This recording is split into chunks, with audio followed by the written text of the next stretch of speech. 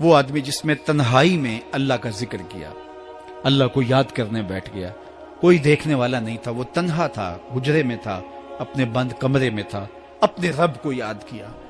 اللہ کی یاد کرتے کرتے اس کی آنکھوں سے آنسو ٹپکنے لگے، اس کی آنکھیں آنسوؤں کا خراج دینے لگی۔ تو میرے اور آپ کے آقا و مولا نے فرمایا کہ یہ آنسو اتنے قیمتی ہیں، ان آنسوؤں کے بدلے میں قیامت کے دن اسے عرش الہی کا سایہ نصیب ہوگا، عرش الہی کا سایہ اسے نصیب ہوگا ان آنسوؤں کے بدلے میں۔ رومی علیہ رحمہ فرماتے ہیں جہاں پانی گرتا ہے وہاں سبزہ اگتا ہے، جہاں آنسو گرتے ہیں وہاں رحمت اترتی ہے۔ تو اس لیے جو اللہ کی یاد میں رونے کا لطف ہے اور اللہ کی یاد میں آنسو بہانے کا اجر اور صلہ رکھا گیا ہے، یہ گناہوں کو دھو ڈالتا ہے، یہ اندر کی صفائی اور ستھرائی کا سبب اور ذریعہ ہے۔ میرے اور آپ کے آقا و مولا نے فرمایا راتوں کی تنہائیوں میں اٹھ کے قرآن پڑھا کرو اور قرآن پڑھتے ہوئے رویا کرو۔ پھر فرمایا فَإِلَّمْ تَبْكُوا فَتَبَاكُوا، اگر رونا نہ آئے تو رونے کی کوشش کیا کرو۔ حضرت داتا گنج بخش علی حجویری سے ایک مرید نے کہا حضرت اگر رونے کی کوشش کریں پھر بھی رونا نہ آئے، فرمایا پھر اپنے مقدر پہ رویا کرو۔ تم اتنے سنگ دل ہو گئے ہو کہ تمہاری آنکھیں آنسوں کا خراج نہیں دیتی۔ جو رونا نہیں جانتا وہ اللہ کی رحمتوں کو اور اللہ کی کرم نوازیوں کو کیسے سمیٹ پائے گا؟ بچہ روتا ہے تو ماں دودھ دیتی ہے، جب بندہ اللہ کی حضور الہاؤ زاری کرتا ہے، عجز کرتا ہے، انکساری کرتا ہے تو اللہ کی رحمتوں کو جوش آتا ہے اور اللہ تعالیٰ کی رحمتیں اس پہ برستی ہیں، اور اس کے نہ صرف گناہ معاف ہوتے ہیں بلکہ اللہ تعالیٰ اس کے گناہوں کو بدل کے نیکیوں میں تبدیل کر دیتا ہے۔ ایک فقیر تھا، ملنگ درویش، اللہ کا بندہ، اس کی عادت یہ تھی کہ اپنے ڈیرے پہ آنے والوں کو کھلاتا، ان کو پلاتا، ان کی ضروریات کا خیال رکھتا، لیکن ان کو مالی آسودگیاں نہیں تھی۔ ہوتا یہ تھا کہ بعض اوقات لوگ آتے تو ادھار لے کر کے وہ لوگوں کو کھلا دیتا۔ خیر چونکہ فقیر کا مزاج یہ ہوتا ہے کہ لوگ آئیں اس کے ڈیرے سے کھائیں، بابا بلے شاہ نے بھی کہا تھا نا اٹ کھڑک کے دکڑ بجے تتا ہووے چلا، آن فقیر کھا کھا جاون راضی ہووے بلا۔ یہ فقیروں کا مزاج ہے، تو جو بھی آتا اس کے ڈیرے سے کھاتا اور وہ ادھار اٹھا اٹھا کے لوگوں کی ضروریات کو پورا کرتے رہتے۔ وقت آخر آ گیا، جن لوگوں نے ادھار دیا تھا وہ سارے تقاضا کرنے آ گئے۔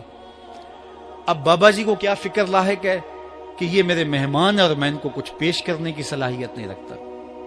ایک بچہ تھا، وہ کچھ سامان بیچ رہا تھا، پتیسا بیچ رہا تھا یا کوئی اور چیز بیچ رہا تھا۔ اس نے گلی سے گزرتے ہوئے آواز لگائی، خادم کو کہے سے بلا کے لاؤ، کہا تم بیچ رہے ہو تو میرے مہمانوں کو کھلا دو۔ بچہ بڑا خوش ہوا کہ میں سارا دن گلیوں میں گھوم کے یہ پتیسا بیچنا تھا، اب یہ ایک جگہ ہی سارا فروخت ہو گیا تو یہ تو موج لگ گئی، میں جلدی گھر چلا جاؤں گا، میری ماں خوش ہوگی۔ تو سارا ان مہمانوں کو کھلا دیا گیا اور اس کے بعد کہا بابا جی پیسے؟ کہا تم بیٹھ جاؤ، جب ان کو ملیں گے تو تجھے بھی مل جائیں گے۔ وہ بیٹھ گیا، 2 4 10 منٹ بیٹھا تو بچہ تھا، پھر کھڑا ہو گیا، بابا جی پیسے؟ کہا جب ان کو ملیں گے تو تجھے بھی مل جائیں گے۔ پھر آدھا گھنٹہ گزرا تو پھر اس نے کہا بابا جی پیسے؟ میری ماں میرا انتظار کر رہی ہے، ہمارے گھر کا چولہا اسی سے جلتا ہے، میں یہ پیسے لے کر جاؤں گا اور میری ماں کوئی ہنڈیا خریدے گی اور ہم شام کا گھر کا کوئی سلسلہ کریں گے۔ کہا بیٹا جب ان کو ملے گا تو تجھے بھی مل جائے گا۔ بچے نے رونا شروع کر دیا، یتیم بچہ تھا، اس کا سارا آسرا یہی تھا، اس نے رونا شروع کر دیا۔ جب بچہ رویا اللہ کی رحمت کو جوش آیا۔ کوئی مرید نذرانہ لے کے ان بزرگوں کے پاس آ گیا اور اشرفیوں کی بھری ہوئی تھیلی پیش کی۔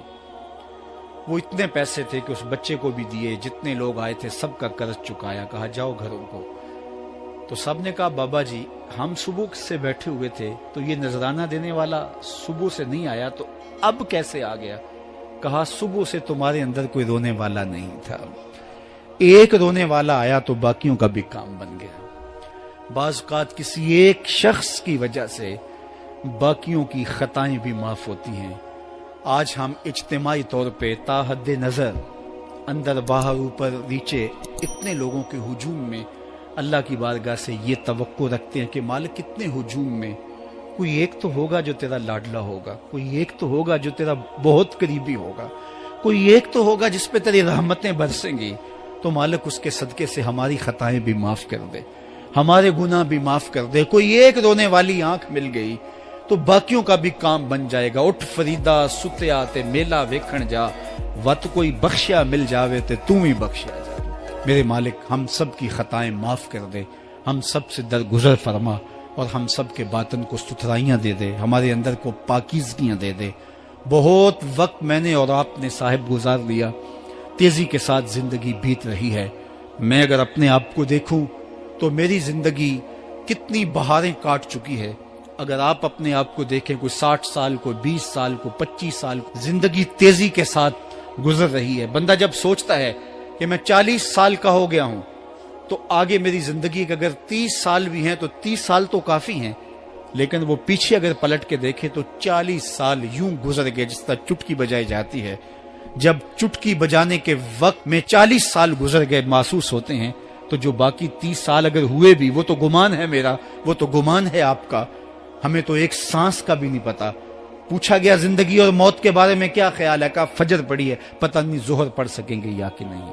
کہا اتنی لمبی امیدیں لگائے بیٹھے ہو، کہا ظہر پڑی ہے، پتہ نہیں عصر پڑھنے کا موقع نصیب ہوتا ہے کہ نہیں۔ کہا یہ بھی طول عمل ہے۔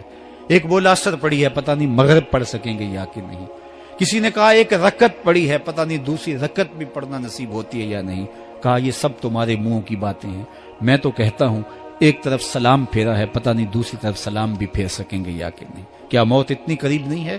ہم نے اپنی آنکھوں کے سامنے لوگوں کو جدا ہوتے یوں نہیں دیکھا ہے؟ ہم کہتے ہیں اس کی خبر سنا رہے ہو موت کی، یہ تو میں نے ابھی سبزی والی دکان پہ دیکھا تھا، لیکن جب موت آتی ہے تو ایک لمحے کا تقدم اور تاخر نہیں ہوتا۔ تو صاحب آئیے اپنی زندگی کو اللہ اور اس کے رسول کی راہوں پہ ڈالیں۔ آج وقت ہے، آج موقع ہے، آج توبہ کا دروازہ کھلا ہے، کل سب کچھ نہیں ہوگا۔ آج اس کی رحمتیں آواز دے رہی ہیں، آج وقت ہے، وقت پر کافی ہے ایک قطرہ بھی آب خوش ہنگام کا، جل گیا جب کھیت برسا می تو پھر کس کام کا۔ اب آئیے سنیے، اس کائنات کے اندر ہمیں وہ خواتین ملیں گی جو پردے کے پیچھے تھی، لیکن پردے کے سامنے ماں نہیں آئی، عبد القادر جیلانی آئے۔ ماں پردے کے پیچھے تھی، پردے کے سامنے فرید الدین گنج شکر آئے۔ ماں پردے کے پیچھے تھی، مہر و ماں نے بھی آنچل نہیں دیکھا، لیکن پردے کے سامنے کربلا میں حسین ابن علی آئے۔ تو یہ پردے کے سامنے آئے، وہ پردے کے پیچھے تھی۔ تو جب مائیں پردے کے پیچھے ہوں تو پھر بیٹے جو ہیں وہ پردے کے سامنے آ کے وہ نقش ثبت کرتے ہیں کہ جو لوگوں کے زندگی کے نقوش کو جو ہے وہ اجال دیتے ہیں اور تقدیر بدل دیتے ہیں۔ تو اس لیے ماؤں کی ذمہ داریاں گھر سنبھالنا ہے۔ جب